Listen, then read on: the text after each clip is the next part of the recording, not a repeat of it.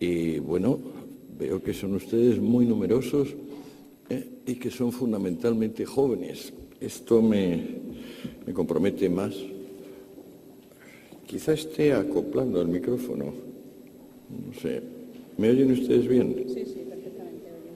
Bueno. La conferencia acopla, pero bueno.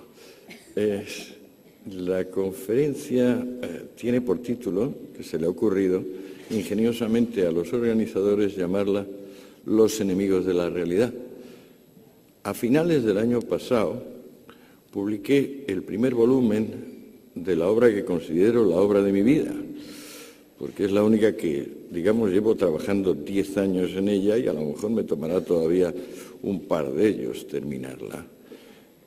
Este libro se llama Los enemigos del comercio, de modo que la concatenación entre los enemigos del comercio y los enemigos de la realidad parece que es que les estoy a ustedes proponiendo que el comercio es la realidad.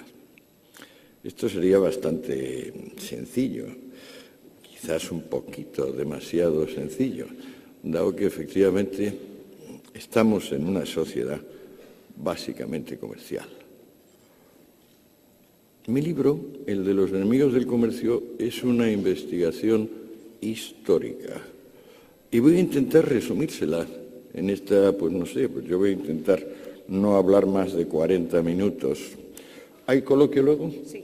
Muy bien, pues con mucha más razón. Intentaré no hablar más de 40 minutos e intentaré pasar rápidamente sobre 2.500 años de historia occidental, porque me parece que con la llegada de Internet, que nos ha permitido manejar enormes paquetes de información a velocidades lumínicas, lo primero que hemos conseguido, a mí, por ejemplo, Internet me ha permitido consultar fuentes que en otro caso me hubiera vuelto loco, yendo a una biblioteca de un país y a otra biblioteca de otro. A mí, personalmente, Internet me da una fantástica información desde que hace 5 o 6 años lo utilizo, pero me da la sensación de que el efecto general que ha producido sobre el mundo esta mega revolución en el conocimiento ha sido más bien aturdirnos, dejarnos un poco estupefactos ante la cantidad, el volumen de lo que disponemos. No tengo dudas, por lo demás soy profesor hace 30 años, no tengo dudas sobre qué saben ustedes, porque cada año les examino. Yo he llegado a tener hasta 3.000 alumnos, porque estoy en una asignatura de primero de políticas y sociología. De modo que, aunque a ninguno de ustedes en particular les conozco ese fantasma de haberles estado examinando sin pausa. Este examinarles me hace ver cada vez con más claridad que estamos sumidos en una importante amnesia, que nos acordamos poco y que aquello que recordamos normalmente lo recordamos sesgado. De modo que cuando me puse a escribir Los enemigos del comercio, fundamentalmente intentaba entenderme a mí mismo, autoaclararme, porque yo he sido más rojo que la muleta de un torero, o mejor dicho, rojo-negro, puesto que mi rojería tenía un poderoso componente anarquista. Ahora digo, pero ¿cómo es posible que yo haya sostenido cosas tan elementales, con tanta vehemencia, durante tanto tiempo? Bueno, ¿qué es lo que me faltaba entender de la historia de mi especie para poderme entender a mí mismo? Bueno, no me había dado cuenta de que llevamos unos 2.500 años litigando con dos modelos básicos de sociedades. Una podríamos llamarla clerical militar o sublime, y otra la podemos llamar comercial, industrial o prosaica. El ejemplo más antiguo al cual podemos remitirnos para hacernos una idea es el de Esparta y Roma. Me imagino que bastantes de ustedes habrán visto la excelente película 300, donde se cuenta la historia de Leónidas en la batalla, en el combate que libra con la Segunda Guerra Médica, no, la primera, no, la segunda, con Jerjes. ¿Qué era Atenas? Ustedes recordarán que Atenas, pues claro, es la patria de Platón, de Aristóteles, del arte, de la arquitectura. Sin embargo, Atenas es básicamente una sociedad comercial. Atenas empezó exportando, cuando consiguió ya un cierto nivel importante de producción, aceite, vino y cerámica. El gran legislador ateniense, Solón, insistió siempre en que Atenas había llegado a prosperar y podría llegar a ser admirable mientras no extendiese en demasía la proporción de esclavos respecto de hombres libres. Este es el eje de mi exposición. La proporción, va a ser el eje de mi exposición, la proporción que cada sociedad tiene en cada momento de esclavos en relación con hombres libres. Cuando Atenas despegó con Solón, a principios del siglo VII a.C., había pocos esclavos y hasta tal punto había prosperado materialmente que el número de personas pertenecientes a la clase media permitía ir a elecciones y ganarlas.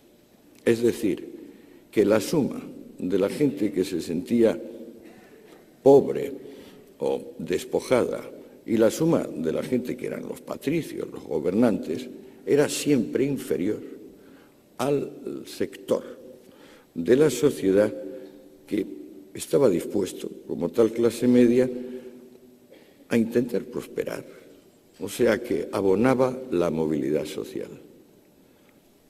Como gran rival tenía a su vecino Esparta, que era una sociedad típicamente clerical militar, sublime, que vivía y vivió 4 siglos de explotar al pueblo mesenio,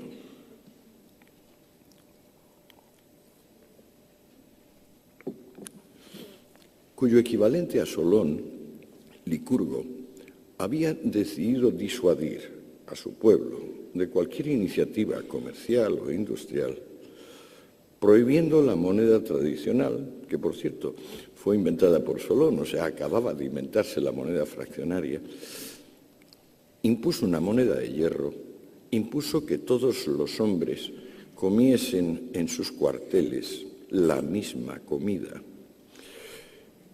y en general prohibió que su país se desarrollase en términos de competitividad, capacidad laboral, ingenio.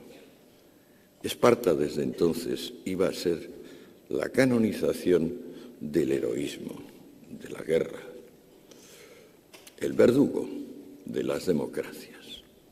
Por eso, tras una larga guerra que duró un poco menos de 50 años, la guerra del Peloponeso, acabaría imponiéndose a Atenas y liquidando a las ciudades que, como Atenas, formaban parte de la Liga Délfica o la Liga Democrática. En la antigüedad no tenemos ninguna democracia que no sea sociedad comercial. Por aquello que les dije antes, porque solo una sociedad comercial tiene una clase media de tamaño suficiente como para admitir periódicas elecciones.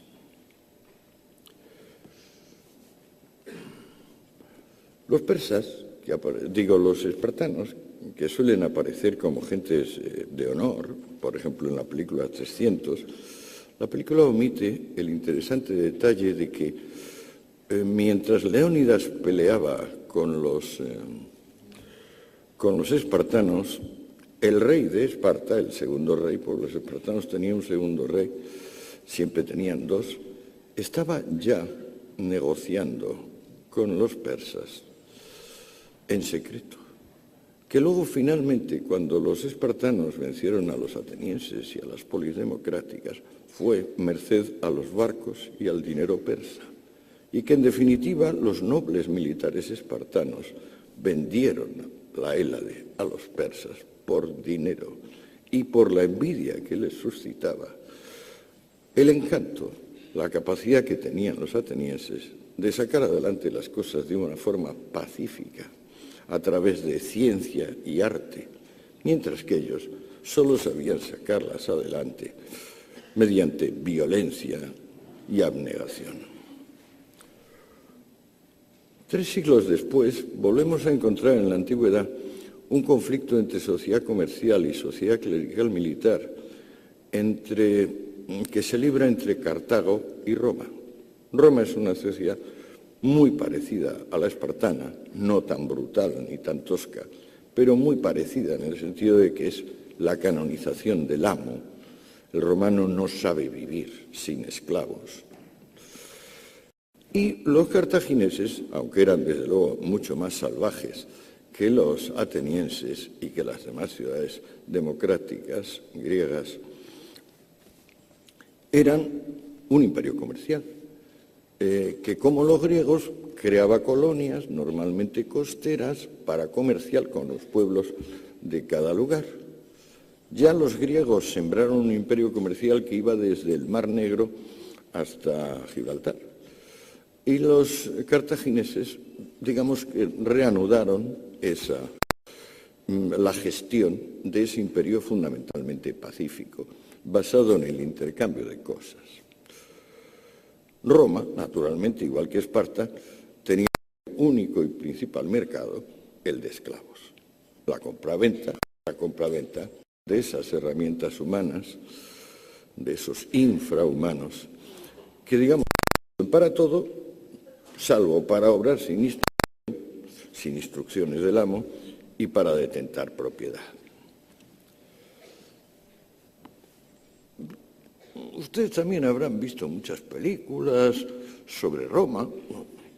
Y a lo mejor les da la sensación de que Roma fue, en la época imperial, a partir de Julio César y su sobrino Augusto, que es el momento más alto, una sociedad realmente próspera, vagamente parecida,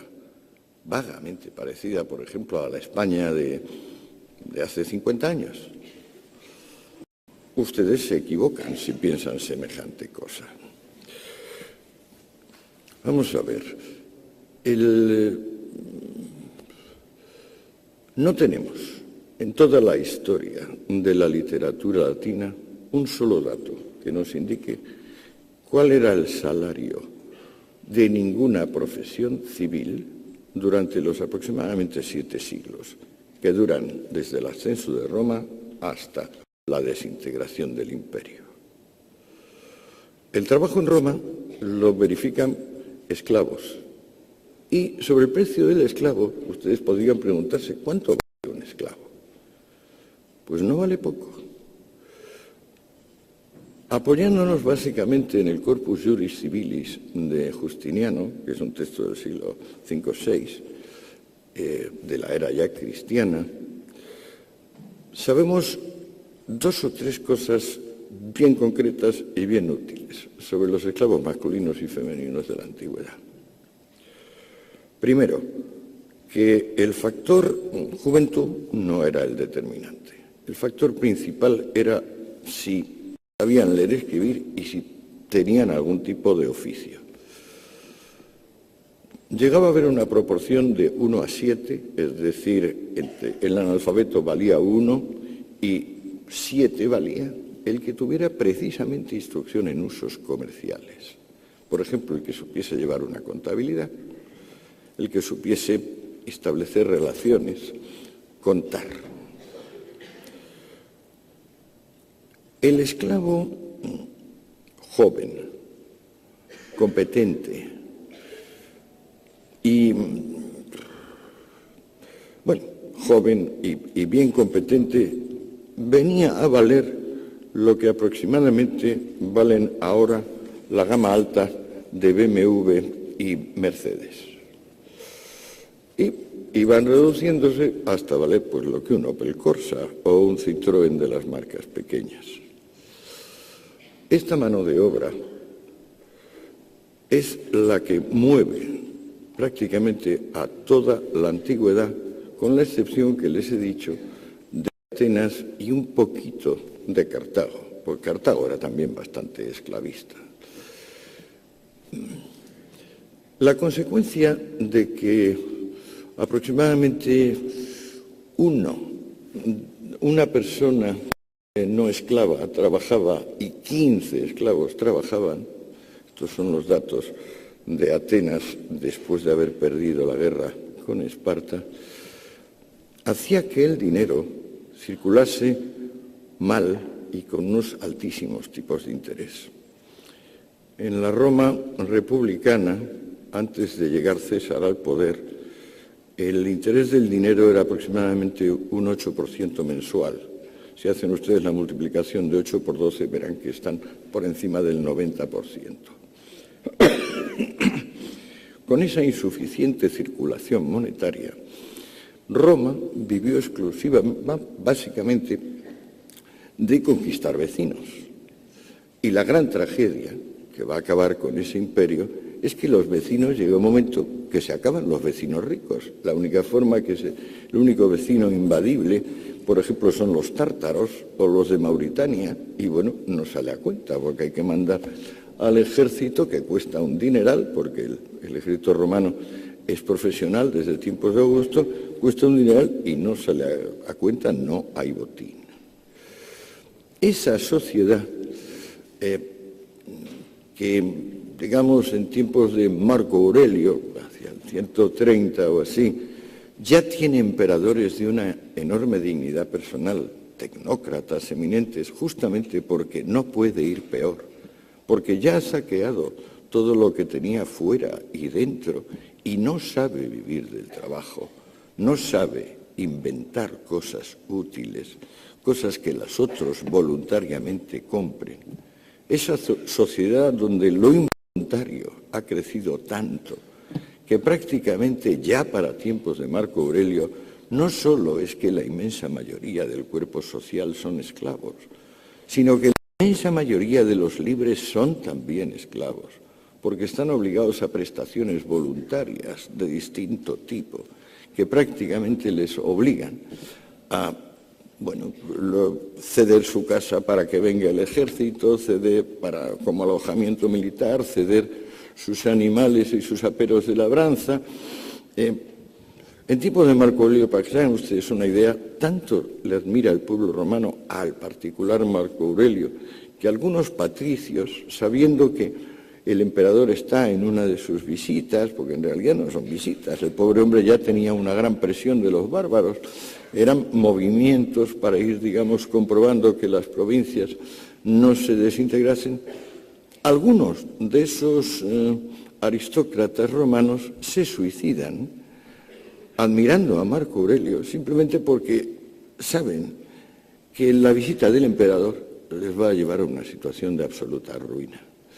Estas prestaciones involuntarias llegarán en su tiempo a hacer que Roma, sin circulación monetaria, con una balanza no ya de pagos, sino en general una economía de mera subsistencia, sea un inmenso economato. Estoy seguro también de que ustedes no lo habían pensado. Se piensa que el economato pues, es lo que hubo después de la Guerra Civil en España y que eso creó el extraperlo, que Cuba es un economato en el sentido de que la gente pues, recibe cosas gratuitas. Bueno, el invento del economato es un invento romano. En tiempos de Julio César, aproximadamente 500.000 de romanos recibían unas percepciones pues, que eran trigo, aceite. Cuando venía una buena casualidad, también se les regalaban hasta cremas para baños públicos, porque así de extravagantes eran los romanos. Pero el mundo romano, que las películas nos transmiten como fastuoso, mirado un poco de cerca, a lo que más se parece es a la picaresca española del XVI. Es decir, las personas aparentan, los ricos son pobres vergonzantes, los pobres son pobres miserables, y en realidad la diferencia entre hombre libre y esclavo va desapareciendo debido a la ruina económica. ¿Qué surge entonces? Pues surge en la periferia del imperio lo que en mi libro, a falta de mejor término, he llamado pobrismo, que también se puede llamar comunismo, pero que llamo pobrismo porque se origina en una secta judía particular.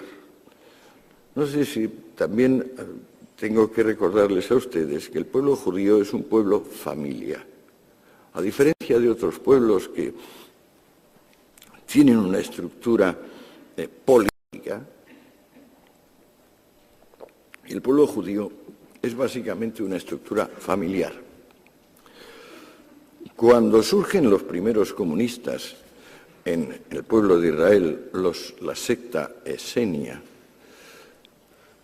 el resto del pueblo está dividido en otras dos escuelas de vida, que son los fariseos profesionales y los saduceos, que son sacerdotes o gentes vinculadas con el orden sacerdotal. Anexionados a los fariseos están los levitas, que podemos traducir por terratenientes. Cuando aparece la secta esenia, viene con una interpretación concreta del séptimo mandamiento que dice que hurtar es comercial. O sea que el que practica el comercio roba a sus semejantes.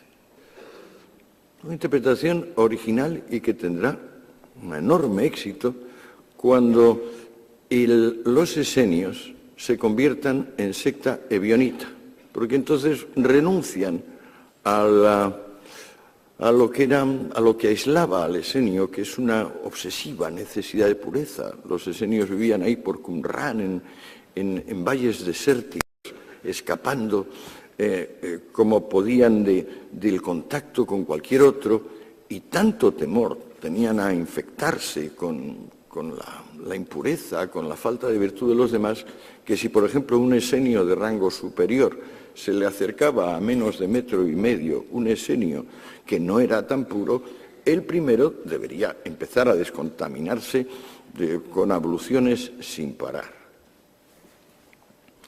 Eso les obligaba a construir enormes aljibes en los lugares donde vivían, porque como al ser desérticos son lugares donde llueve una vez al año o dos, pero construyendo enormes aljibes podían tener el agua necesaria. Los esenios van a perder esa fobia de contacto, esa obsesión por la pureza, y se van a convertir en secta ebionita. Ebionim significa hombre pobre, secta ebionita, secta de los hombres pobres, que va a ser impulsada por dos primos hermanos muy elocuentes, Juan Bautista y Jesús de Nazaret. No necesito, de eso sí que saben ustedes, espero que la amnesia no haya cubierto tanto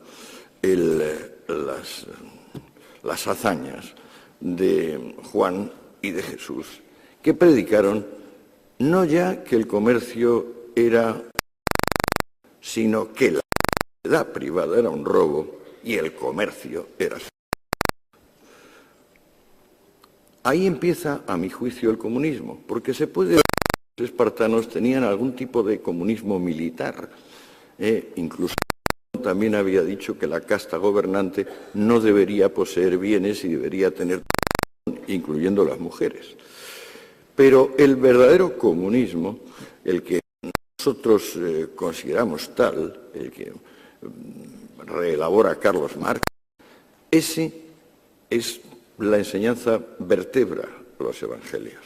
Allí se dice que hay oposición entre Dios y el dinero, que un rico no podrá entrar en el cielo, igual que no puede pasar un camello por el ojo de una aguja. Y,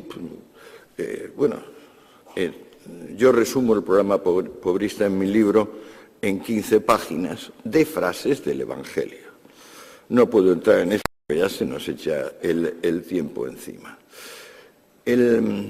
Vamos a ver dónde estábamos. Sí. Si coordinamos la aparición del mensaje comunista con la desintegración material del Imperio Romano, tendremos una inyección de entusiasmo y de energía de tipo exclusivamente espiritual. Como con los cristianos viene el amor al más allá y el desprecio al más acá, la preocupación que sentía el ciudadano romano ante la desintegración material de su mundo se interrumpe, porque lo que se quiere es el otro mundo. Y así nos vamos a pasar por lo menos 1000 años esperando el juicio final. El juicio final es el acto básico donde, como dice el Evangelio repetidamente, Dios convocará a los ricos y a los pobres, castigará a los ricos y así los pobres quedarán enormemente satisfechos viendo cómo aquellos que habían disfrutado de las bondades de este mundo resultan castigados, y no ya castigados con la muerte, castigados al tormento eterno. Por entonces, el imperio tiene unas pequeñas dudas acerca de si va o no a cristianizarse, que se despejan pronto, debido a la propia crisis económica galopante. A partir de Diocleciano, que es el último César pagano, viene el Constantino, y al cristianizarse el Imperio Romano, aunque la crisis económica se sigue manteniendo, hay ese espíritu, ese entusiasmo del más allá, de haber encontrado al fin el camino, eso que se puede llamar, y que no encuentro otra palabra, que es la plenitud del pobrismo.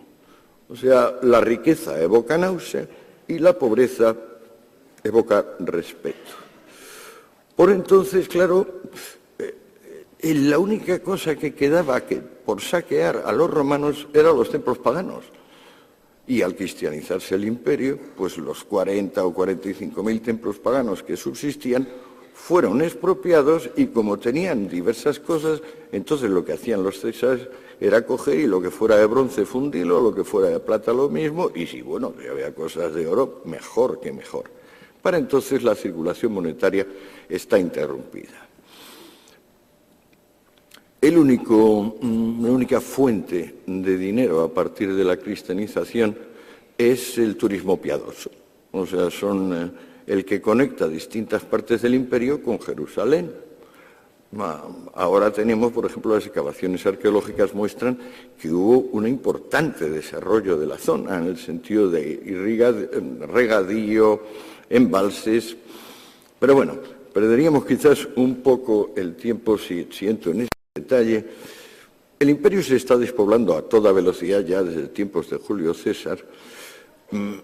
Para entonces, digamos, para Constantino puede calcularse que hay 1 de cada 3 personas, esa es la proporción, y la gente que sobra de las ciudades y la gente que sobra del campo se confluye como, digamos, en el cambio de marea, formando unas grandes hordas de personas que no caben ni en la ciudad ni en el campo. Origen de nuestra palabra vago, porque esas grandes hordas que llegaron a ocupar regiones enteras se llaman vagaudas y eran prácticamente el destino inevitable, vamos a decir, de la mitad de la población. Bien, entonces, la patrística, ¿se acordan ustedes? Son 3 padres cristianos, fundamentalmente San Agustín, San Jerónimo y San Anselmo, 3 padres latinos, Agustín, Jerónimo y Anselmo, 3 padres griegos, Juan Crisóstomo, Basilio y Gregorio, y estos 6 hombres, que son sin duda los más cultos que hay entonces en ese desintegrado mundo romano,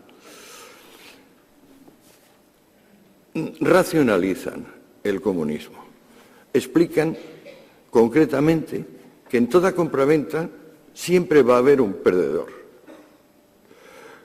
que el comercio crea una movilidad social mórbida, morbidus, dicen ellos, es decir, fúnebre, mortuoria, porque implica que los listos pues se sobrepongan a los parados, paraditos, digo mentalmente, ¿no?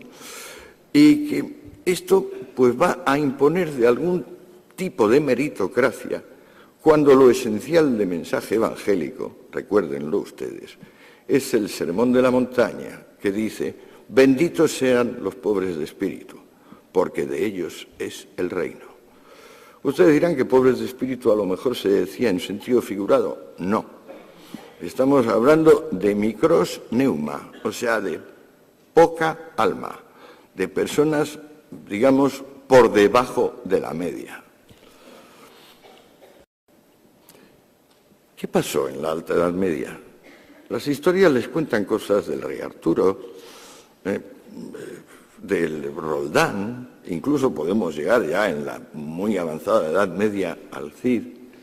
Bueno, la Edad Media se puede dividir en dos periodos fundamentales. Uno, llamado Edades Oscuras o Alta Edad Media, que viene a durar desde el siglo V hasta el siglo XII, y otro, que es la Baja Edad Media. ¿Qué sucede en la Alta Edad Media o en los siglos oscuros? Pues, señores míos, sucede que las ideas evangélicas, las ideas de la patrística, se cumplen. La Edad Media fueron 6 siglos de comunismo militante. La sociedad comercial ha desaparecido por completo. En el año 2003, un profesor de Harvard, McCormick, un medievalista, digitalizó, es decir, escaneó todos los documentos medievales del siglo VI al siglo XIII, los pasó por un programa adecuado y le preguntó cosas tan sencillas como: ¿cuántas veces aparece la palabra negotiator? Negotiator, negociante, hombre de negocios. Y descubrió para su estupor que en 5 siglos había aparecido 119 veces. La palabra, por ejemplo, esclavo, aparecía 700 millones de veces. La palabra señor aparecía 600 millones de veces. ¿Cómo es posible que se desvaneciese léxicamente algo? Pues porque se había desvanecido su fundamento. En los siglos oscuros, el fenómeno ligado a la efectiva desaparición del comercio es que se embosca el territorio, se pierde la relación y cada una de las zonas donde queda población está obligada a la autosuficiencia. Lo que pasa es que esa autosuficiencia, desde el punto de vista de la patrística y desde el punto de vista del Evangelio, esa autosuficiencia es lo justo y lo bueno.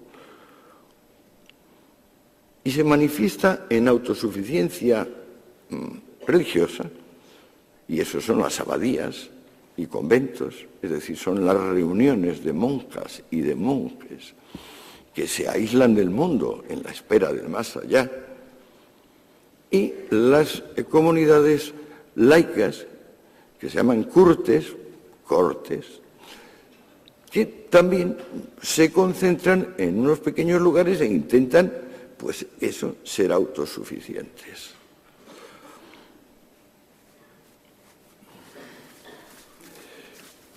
¿Cómo sale Europa de una situación donde había aproximadamente 60 hambrunas anuales y la enfermedad más difundida era la lepra?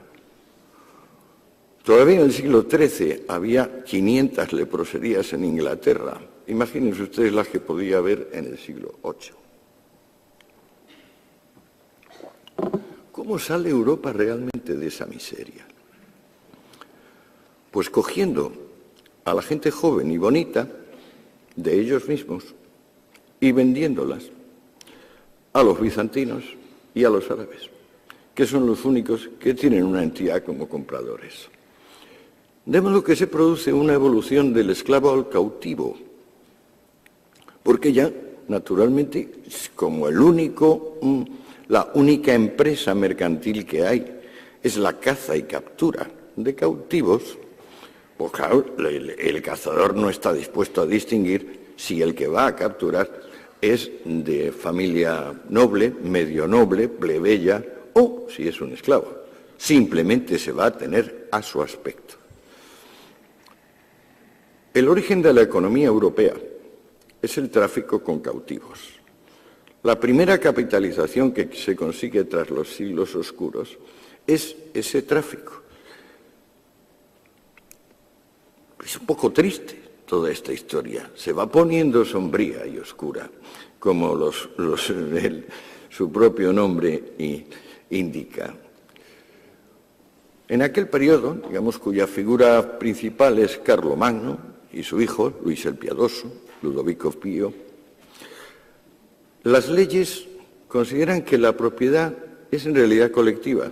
Uno se pone a pensar en de quién es esa tierra y se descubre que es de fulano, de la familia de fulano, del ayuntamiento, del rey, y entre el rey y el ayuntamiento del señor feudal correspondiente. La propiedad es intransmisible, pues. No se puede ni comprar ni vender. Y en los pocos casos donde se intenta hacerlo, los tribunales lo anulan, porque hay algún pariente que se interpone y dice que han vendido una cosa que no era en realidad suya. La gran figura que les digo, Carlomagno, por ejemplo, es un analfabeto. En su tiempo, la donación de bienes a la Iglesia y la conquista militar de territorios, casas u objetos son los únicos modos dignos de adquirir.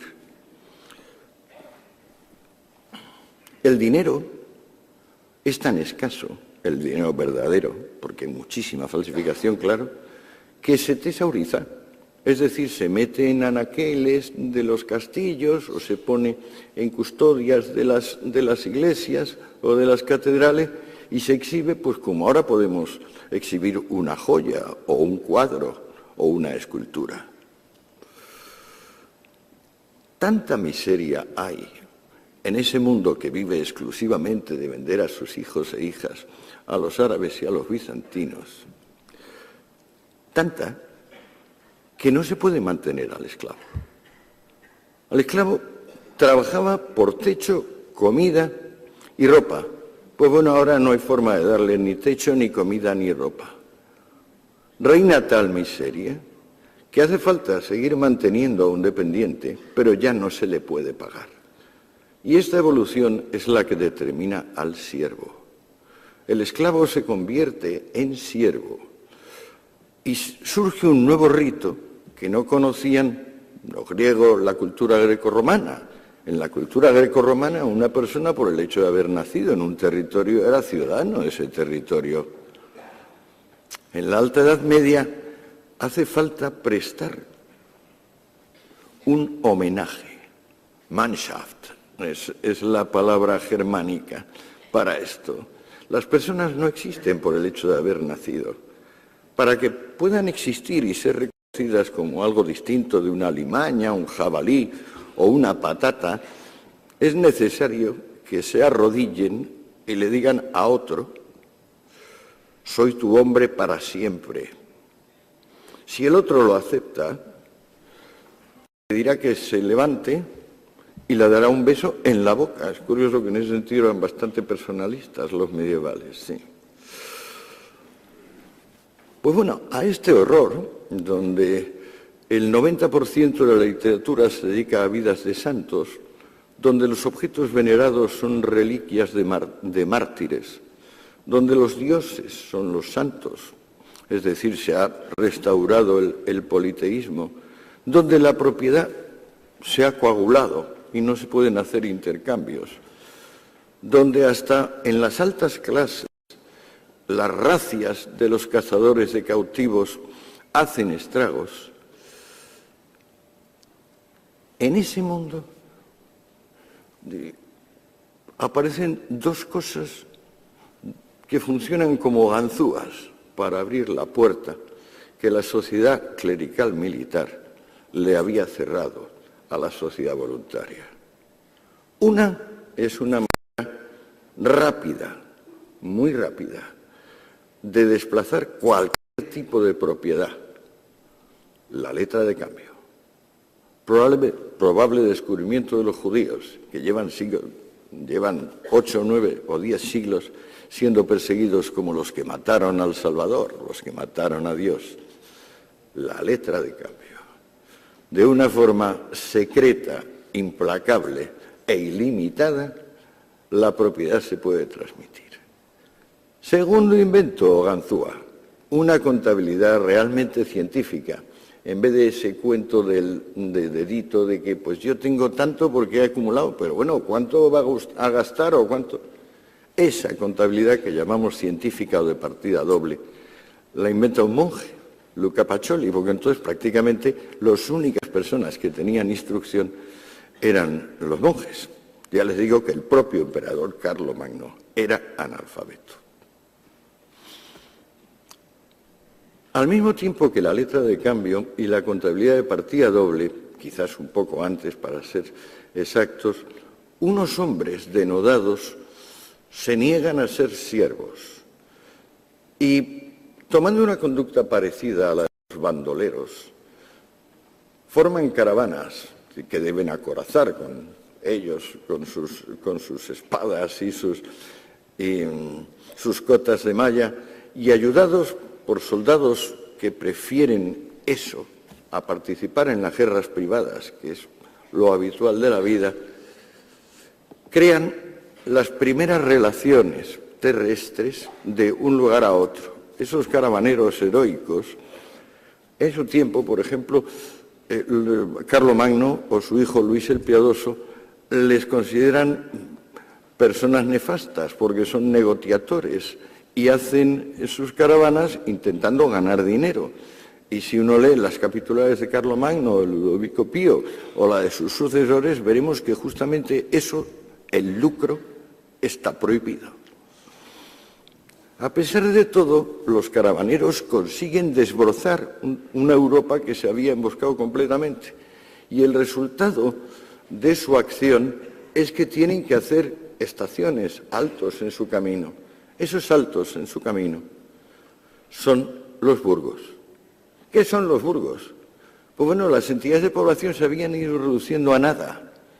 De repente, de esa nada, empiezan a emerger las ciudades. Lo esencial de los burgos es que la población, simplemente con residir allí un año y un día, quita el vínculo de dependencia. Es decir, aquello que se le había impuesto como homenaje, el ser hombre de otro hombre, se quita con los burgos. Bueno, veo que ya llevo bastante tiempo. Me temo que si sigo contándoles lo que llega hasta nosotros, va a ser la leche. O sea, esto va a durar demasiado tiempo. Vamos a ver cómo demonios de esa situación, donde estamos en que los caravanas acorazadas han conseguido desbrozar un poco una Europa emboscada, y empiezan a surgir los primeros burgos o ciudades libres o ciudades comerciales, ¿cómo llegamos, digamos, un poquito, cómo salimos de eso? Bueno, da la casualidad de que con los burgos y los caravaneros se restaura la circulación monetaria. Al restaurarse la circulación monetaria, acontece una cosa que llevaba sin acontecer 1000 años, que es que cuando alguien trabaja se le puede pagar en dinero. Cuando empieza a haber posibilidad de cobrar en dinero, hay tal brote de entusiasmo que un letargo que dominaba a las ciencias y a las técnicas desde tiempos de los atenienses, auténtico sopor mortal, se convierte en actividad. Y entonces, empezando por el molino, que es un descubrimiento de esa época, prácticamente todo el campo del obrar humano se multiplica y galvaniza.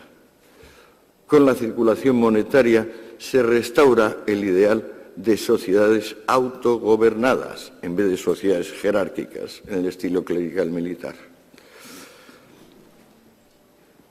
El momento fundamental de cambio coincide con lo que ustedes llaman, vamos, la reforma y la contrarreforma.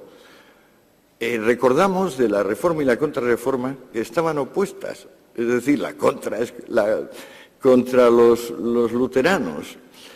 Y sin embargo, en un punto están totalmente de acuerdo los reformistas y los contrarreformistas, que son los jesuitas, en que el cristianismo tiene que dejar de ser pobrista.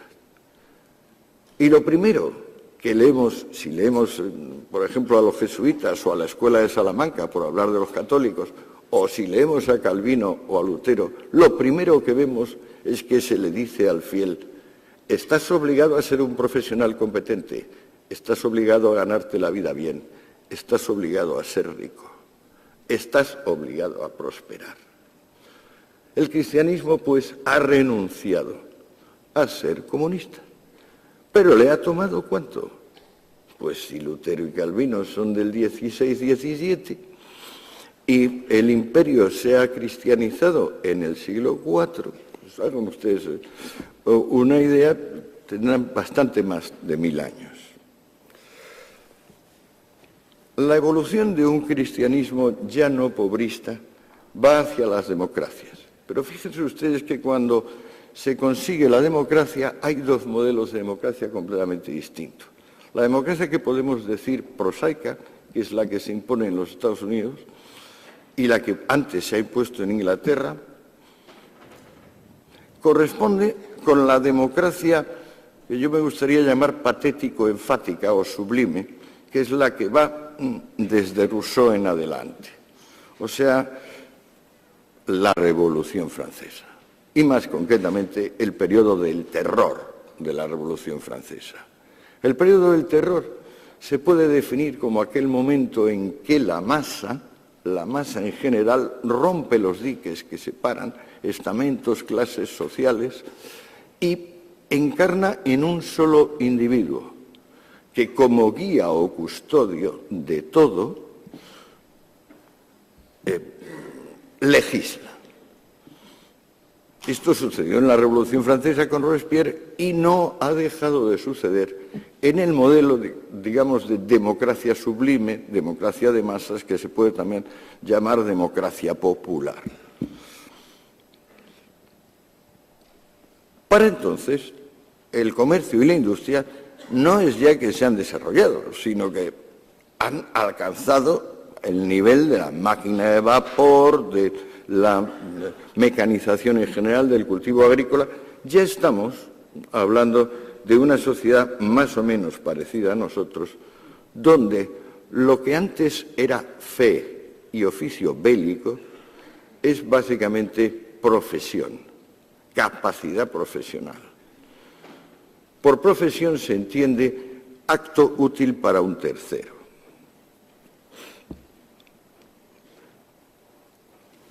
Y ahora les puedo dar una sugestión verdaderamente estimulante. En 5 minutos termino. ¿Por qué ha vencido sin convencer el capitalismo? Naturalmente, capitalismo hay que entender por capitalismo privado. Es decir, el suyo y el mío, y el de mi compañera en la mesa. Porque capitalismo, en el sentido de que el emperador o el pontífice máximo es propietario de todo, eso es tan antiguo como el hombre. O sea, el emperador de la China es el propietario de todos los bienes chinos, y el emperador de Roma es el propietario de todos los bienes romanos, y el emperador de Persia el propietario de todos los bienes persas.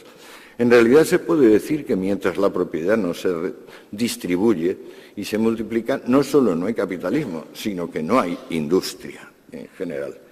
Pero ¿por qué el capitalismo ha acabado venciendo y sin embargo genera tantos resquemores, tantas vacilaciones, tantas dudas? No ya la postura de un Bakunin anarquista o la postura de un Marx, no.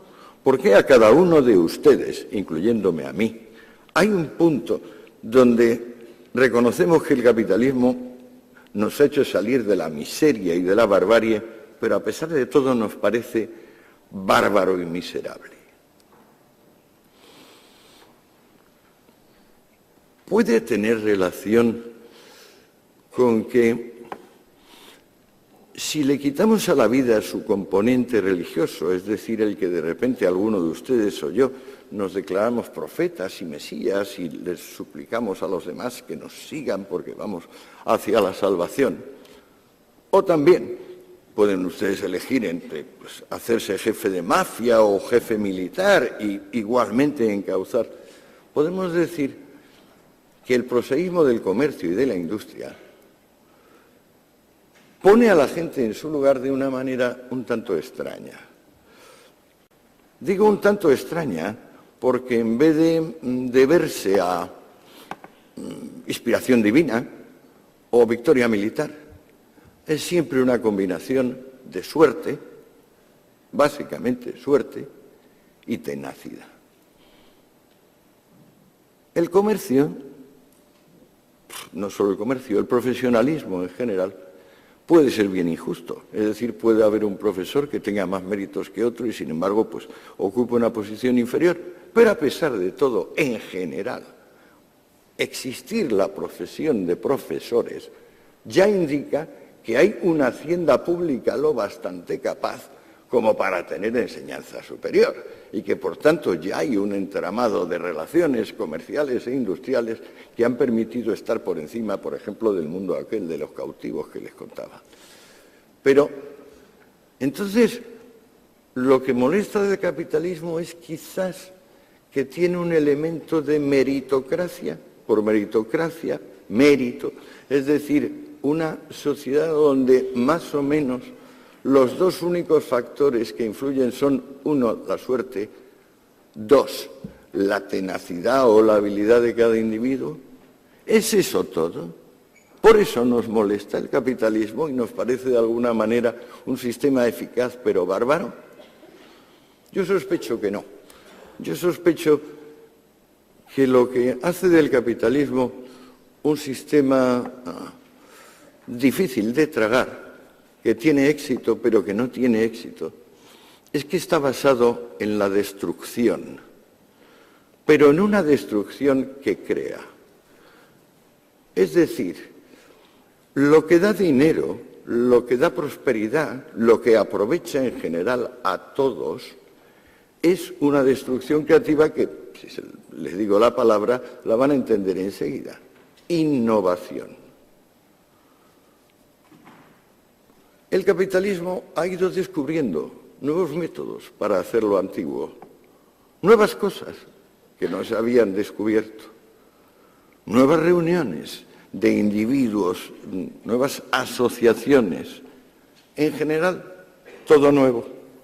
El mundo actual tiene muy poco que ver con el mundo que hemos estado hablando de la Edad Media, muy poco. ¿Por qué? Porque ha prosperado la innovación.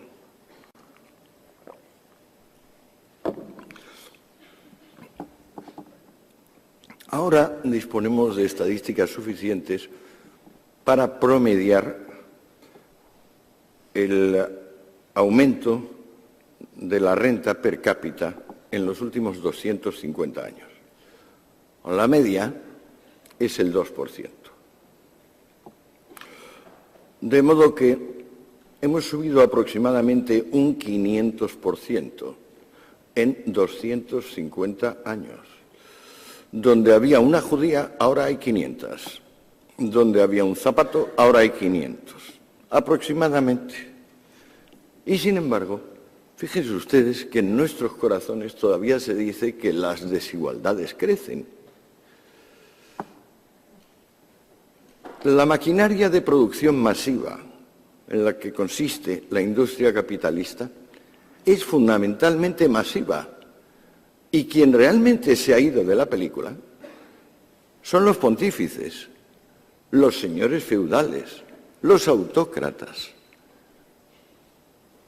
En las altas esferas económicas actuales hay mucha más movilidad todavía que en las bajas.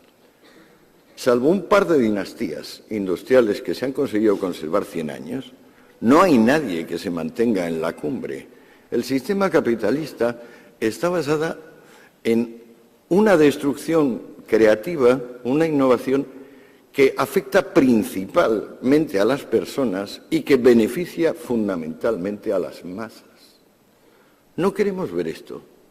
¿Por qué no queremos ver esto? Yo me lo he preguntado a mí mismo, porque naturalmente es sondeando mi corazón donde he encontrado estas extrañas paradojas.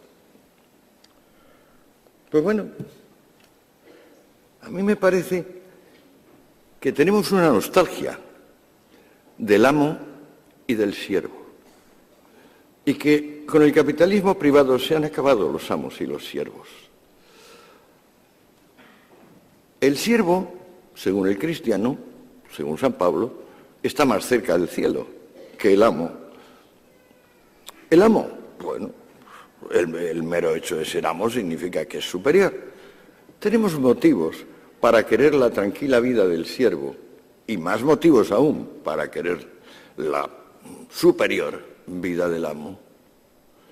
Hemos llegado a una cultura donde eso ya no existe. Fuerzas impersonales, que son las que guían la invención y canalizan las energías, han creado una sociedad donde continuamente se van inventando cosas que van dejando viejas, van lanzando en el baúl de los trastos inservibles las cosas que nos han parecido más básicas. Da un poco de susto. Es un poco escalofriante. Pero si lo que queríamos era tener más de todo, empezando por los paquetes de información a velocidad hiperlumínica que da Internet y terminando por el subsidio de paro, nunca, jamás ha habido nada ni remotamente parecido a la plenitud del presente y concretamente a la plenitud del presente en la órbita occidental.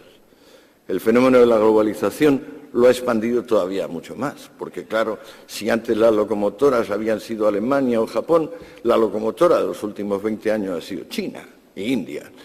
Y eso, claro, ha incrementado todavía mucho más la renta per cápita, porque cuando hablamos de economía deberíamos siempre, digamos, reconducir esas magnitudes a renta individual. Fíjense ustedes la recesión actual. ¿Cuántos piensan que la recesión actual tiene... ¿Sabe usted lo que le digo? Si entramos en la recesión actual, me voy a tirar media hora. Sí, lo dejamos con lo que les he dicho hasta ahora. Les agradezco la paciencia, porque es que tengo demasiadas cosas, demasiados datos, y entonces me atranco yo mismo. Discúlpenme por lo denso de esto, y si en la medida de lo posible guarden como fruto de lo que he dicho esta extraña paradoja de triunfar sin convencer, que le toca a nuestro sistema político y social. Gracias.